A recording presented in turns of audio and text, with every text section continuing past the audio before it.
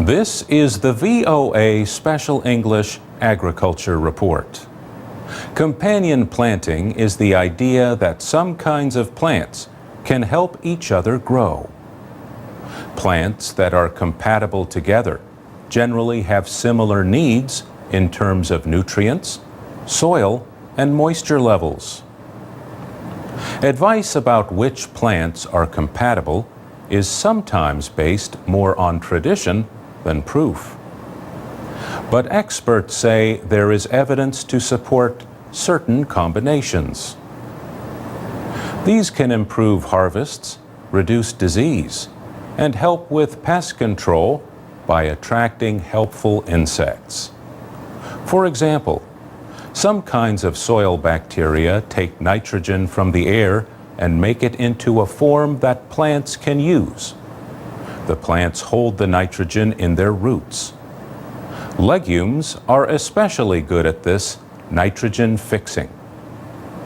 Then any crops that share the same space as the legumes can get the nitrogen as the roots decompose. Beans and potatoes can also share territory well because their roots reach different levels in the soil. Deep-rooted vegetables get nutrients and moisture from lower down in the soil, so they do not compete with plants with shallower roots. But some plants placed together may harm each other's development.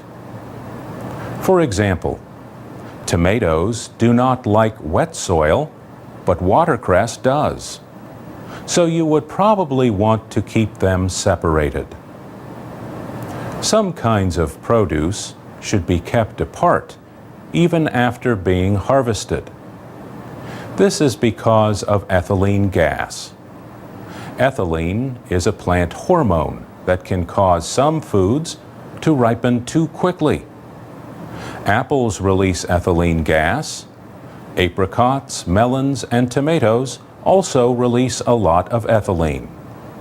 Some vegetables are easily affected by ethylene, including asparagus, broccoli, cabbage, and cucumbers. This risk of ripening too soon is why markets often separate high ethylene producing foods from those that are sensitive to the gas. But if you put an apple in a bag with a green banana, the ethylene from the apple will make the banana ready to eat sooner. What about peaches, plums, and nectarines that are too firm to eat? These kinds of fruit do not need any help from an apple.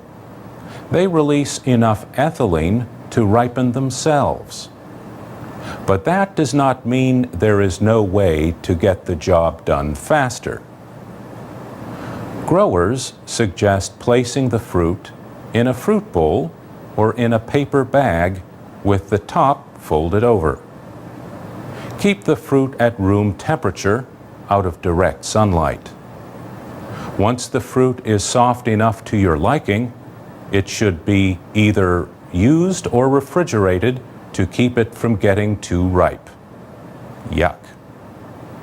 For VOA Special English, I'm Mario Ritter. You can download texts and MP3s of our programs and learn English at voaspecialenglish.com.